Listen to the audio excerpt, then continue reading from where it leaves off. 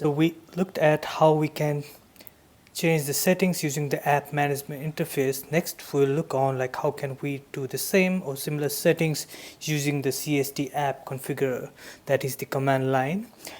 So why would we want to use the CHT app configurer or instead of CHT app management interface is because not everything in the CHT app configurer can be done on the CHT app interface, CHT app management interface. So we'll talk more about this. The app management interface does not track changes. For most app development using command line tools such as CHT-conf and tracking files using a version control system is recommended. So we'll look on like how we can use the CHT-conf or the CHT configurer on changing or setting the settings. So let's look at our project folders for this settings and how we can set them up. So here's our project folders. We can see the app settings JSON over here, and if we just open this file, then we can see what are the current app settings JSON set. And just to let you know, the app settings.json file is compiled. Once you run the compile app settings action, so here it is loading with the current app configuration, and we can see different configuration over here: form, schedules, context summary. So to change the app settings configuration, we go to the app settings folder where we have 3 different settings file. The app settings base JSON file can be manually edited, modified for the individual settings. Here we can see it is currently empty. SMS forms can be defined in the app settings forms JSON file, and schedules can be defined in the app settings schedules.json file. The settings in these files override what may be already present in the app settings JSON files, which we saw earlier. Once we run the CHT configurer command line, then everything would be overwritten on the app settings JSON file based on these settings files over here. So for the next step, we'll just look on how we can make the changes and how we can upload our changes using the base settings.json file. So here you can see I have added some of the settings changes, and if we look over here, the date format, forms only mode, and different other settings that has been added over here on the base settings JSON file.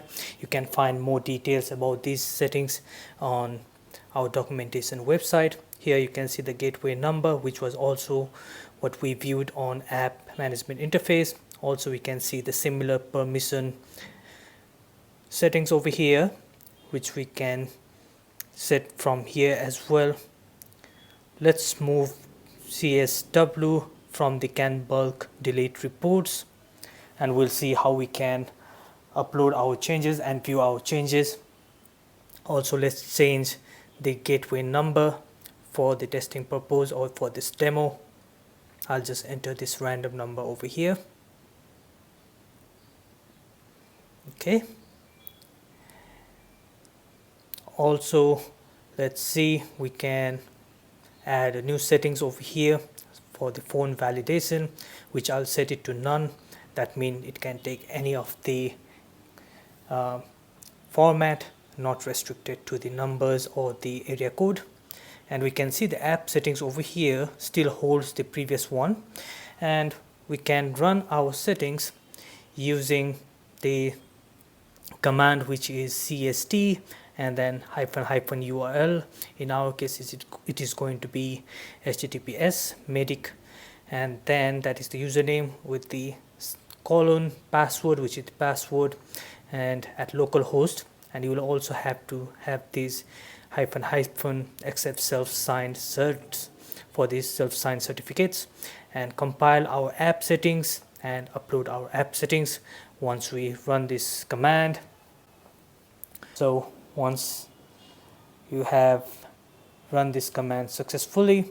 If you go back to your application on the local host, you'll be asked to update, and once we have updated, we want to see to the app management, just making sure our changes are reflected over here. And since we made the gateway phone number changes, we can see the gateway phone number change has been reflected over here. Similarly, the roles and the permissions are also being reflected on the app management interface. Next is the phone number we want to check. So since we have removed all the validation, so if we go back and then try to create a new person and check if the phone number validation has been removed.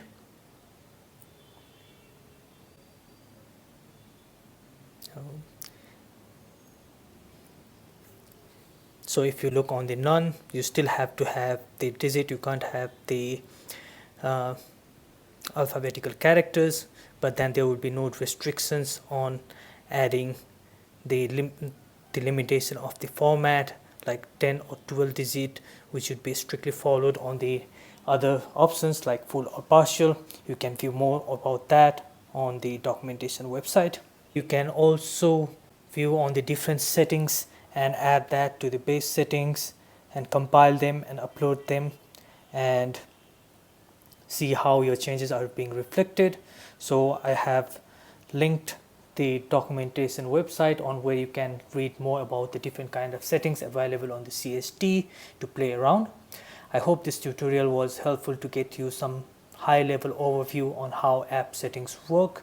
So in summary, app settings can be changed by both on the app management interface and also by the CHT configurer, which is the command line.